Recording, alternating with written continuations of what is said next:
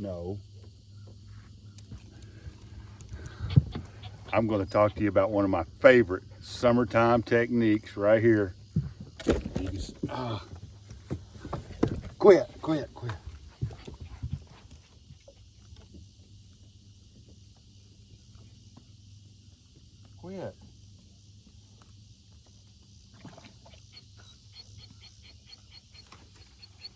Y'all. That was a mess. Jeez. I'm trying to do videos with 3 dogs in the boat's kind of a pain.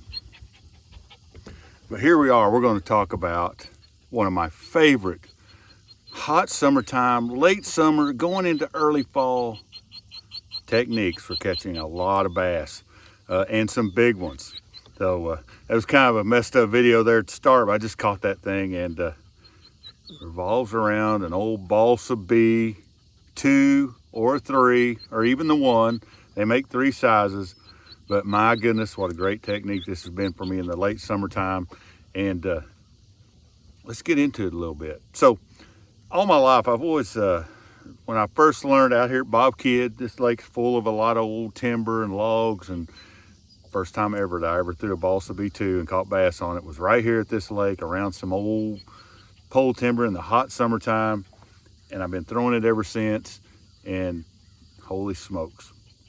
But the 3 baits that I throw mostly, and these are old school balsa wood Bagleys. The 1 series, which is a little smaller than this. This is a Balsa B2. These are a fat bait, a shallow runner, square bill, and a 3, which is a little bit longer. Unbelievably effective baits. They've been big bass catchers since they were brought onto the market in the 70s, and they still are today.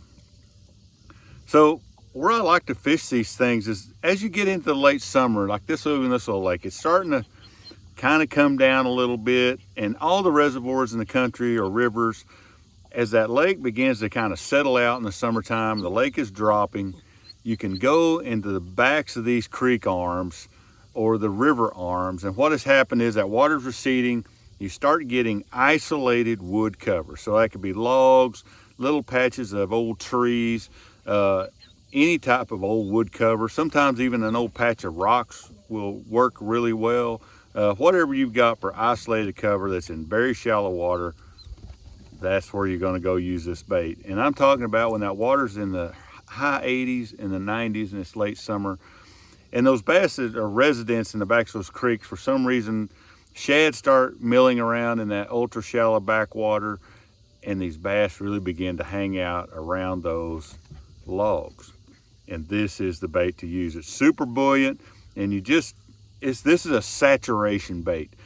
You want to pull up to those pieces of cover, and there may be 4 or 5 in the back of a creek, and you want to begin to just saturate that water. Just cast after cast after cast after cast.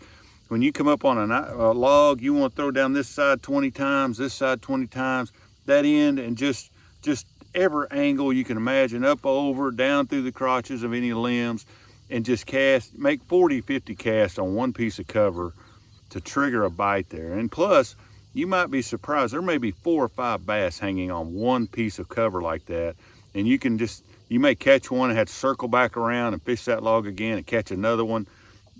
I've done that in the back of a big creek that had 6 or 7 logs in it, and just make the rounds round and round. And I'll pull up on a log.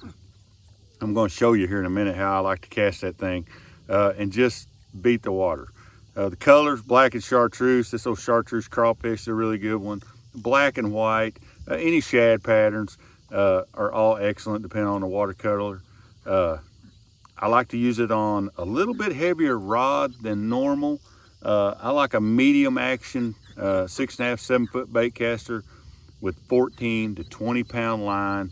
You know, these they're fish around heavy cover. You're not worried about that bait diving deep or anything. You want some line that'll get them out. I like this old monofilament like this Trilene XT I got on here. Just 6/4 to 1 Corrado is what I like. This is a medium action, just a moderate action rod, and still gives you enough power to get them out.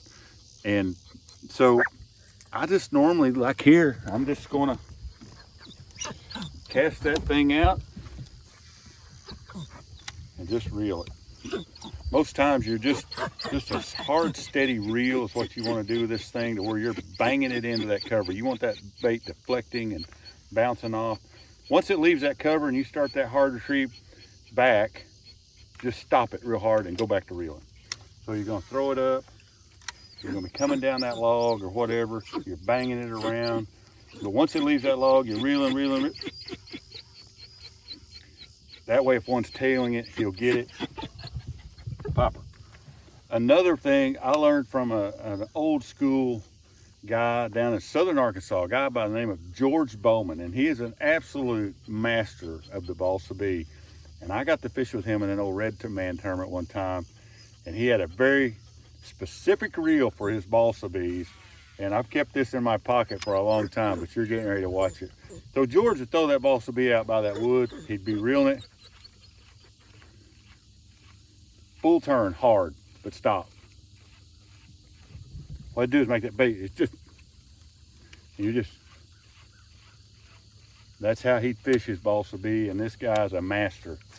He cast it to that piece of cover.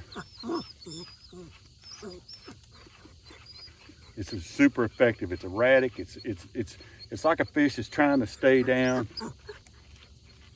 I learned something that day. It's been good for me all my life. What a bait this has been for me in this time of year. You cannot go wrong with an old school balsa wood plug, fishing wood in the late summer going into early fall. It catches big fish, it catches numbers, it deflects, it doesn't hang up bad. Get you some, give it a go. My dog's beating that. Phone, about to knock my phone down. You'll have a good time. Hope that helps you some. I'm gonna catch me another one.